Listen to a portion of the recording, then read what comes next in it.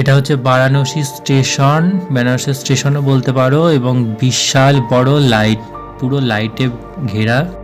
এটা হচ্ছে দশরথ মহল, রাজা দশরথের মহল। লতা মঙ্গেশকরের উদ্দেশ্যে যে বীণা তৈরি করা হয়েছে এটাই সেটা। এটা কনক ভবন।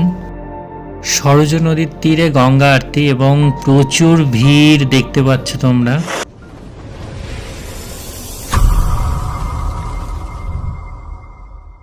হ্যালো ফ্রেন্ড, তো চলে এসেছি দ্বিতীয় পার্ট নিয়ে। রাম মন্দিরের পরে আমরা এগিয়ে গেলাম, রাম মন্দির দেখার পর এগিয়ে গেলাম। এখানে অনেক ভান্ডারার লাইন ছিল, তো এই সমস্ত কিছু ফেলে আমরা এগিয়ে গেলাম হনুমানের মন্দির, হনুমানগিরি। তো সেখানে আগে সবাই যাই, বাট আমরা রাম মন্দিরটা আগে দেখে নিয়ে তারপর ওখানে দেখতে পাচ্ছ এত ভিড়, প্রচণ্ড ভিড়, মানে লাইন দিয়ে লোক ঢুকছে। তো আমরা আর ভেতরটা ঢুকিনি ওই ভিড় দেখে, কারণ অলরেডি রাম মন্দিরে অনেক লাইন দিয়ে অনেক কষ্ট করে ঢুকেছি, তা আর এনার্জি ছিল না। তো আমরা আরও এগিয়ে গেলাম। এ দেখো দশরথ মহলে চলে এলাম। এটা হচ্ছে রাজা দশরথের বাড়ি। তো সবই প্রায় মেরামতি হচ্ছে, জিনিসগুলো হয়তো সেই সময়ে ভাঙাচোরা হয়েছিল বা নষ্ট করে দেওয়া হয়েছিল, মানে তখনকার যারা রাজা ছিল, তো তখন দখল করে তো ম্যাক্সিমাম সমস্ত কিছু ভেঙে টেঙে নষ্ট করে দেওয়া হয়েছিল। তো সেরকমই কিছু বোধহয় মেবি হয়েছিল, আমার ঠিক জানা নেই, দেখে তাই মনে হচ্ছে, কারণ প্রচণ্ড সব কিছু ভাঙা সব কিছু নতুনভাবে তৈরি করা হচ্ছে। তো এখন সমস্ত কিছু কাজ চলছে। এটা দশরথের বাড়ি, তো আমরা তাই অন্তত জেনে এসেছি, ওখানে গিয়ে যে শুনলাম। তো এখানে এরকম হনুমান মন্দির টন্দির সব কিছু আছে। তো রামচন্দ্রের জন্মভূমির দেশে এসে আমাদের তো মানে অনেক কিছুই দেখতে পেলাম, মানে এইগুলো দেখবো এটা আশা করিনি, রাম মন্দিরটা দেখতেই আসা, বাট এখানে যে এত কিছু আছে আমাদের জানা ছিল না, আমরা পুরোটা হেঁটে হেঁটেই দেখিয়েছি। এবং এরকম একটা কথা বলা একটা কাকাতুয়া বা তোতা ছিল। তো যাই হোক, ওখান থেকে দেখতে দেখতে আমরা এই দেখো, এটা গেটের সামনে, এটা ঢুকতেই যে রাজপ্রাসাদের গেট এটা, তারপরে এদিকে ওদিকে অনেক দোকান বাসাই ছিল, কিছু টুকটাক জিনিসপত্র কিনে নিলাম। এবং তারপর এগিয়ে গেলাম কনক ভবন। দশরথ মহল থেকে কনক ভবনটা খুব একটা বেশি দূর না, আমরা হেঁটেই গেছিলাম। তো মেবি এখানে রাম আর সীতা আর কি, মানে ওনারা এখানেই মেবি থাকতেন, কারণ সেরকমই মহলটা লাগছিল, পুরো মানে রাজমহলের মতো মহলটা, খুব সুন্দর লাগছিল। তো এখানে আমরা ঢোকাটা বন্ধ ছিল, মানে 4টের সময় খুলবে, তো তার আগে আমরা কিছু খেয়ে নিলাম।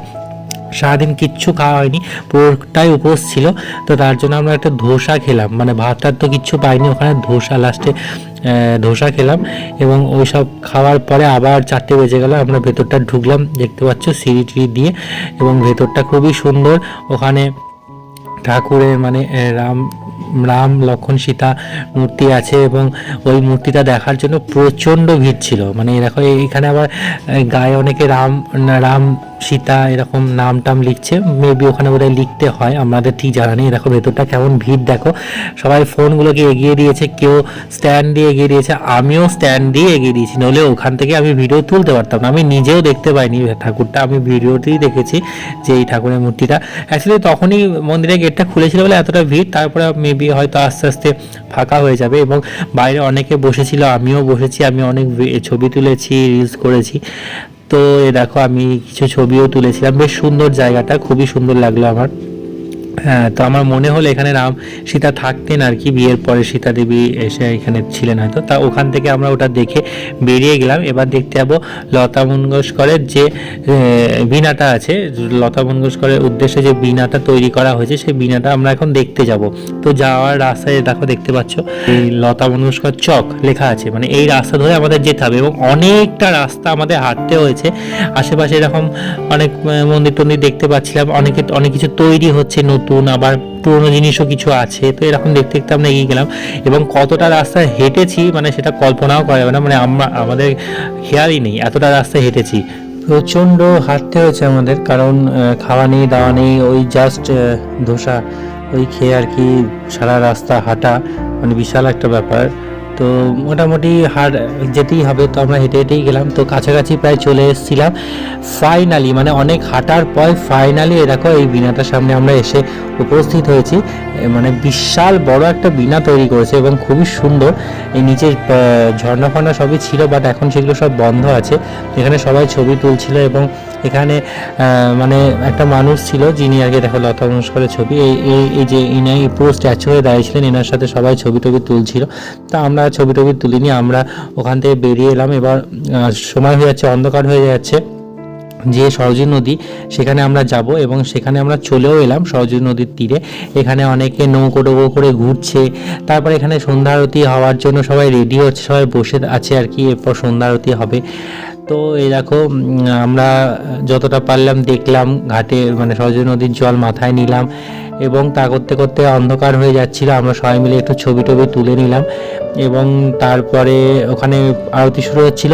আর ওইদিকে একটা, যেটা আমি তুলতে পারিনি, একটা লাইট শো হয়, খুব সুন্দর লাইট শো আমি দেখেছি, বাট তখন আমার ফোনে সারাদিন ঘুরেছি, বুঝতে পারছো, তো আমার ফোনে চার্জ শেষ হয়ে গেছিলো, তার জন্য আমি তোমাদের সেটা দেখাতে পারলাম না।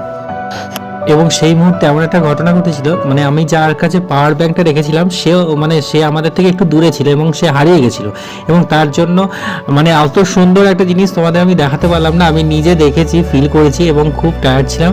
তো তারপর ওখান থেকে টোটো করে স্টেশন এসেছি, স্টেশনে এসে দেখো উদ্বাস্তুর মতো যেখানে সেখানে বসে পড়ছি, আর দাঁড়াতে পারছিলাম না।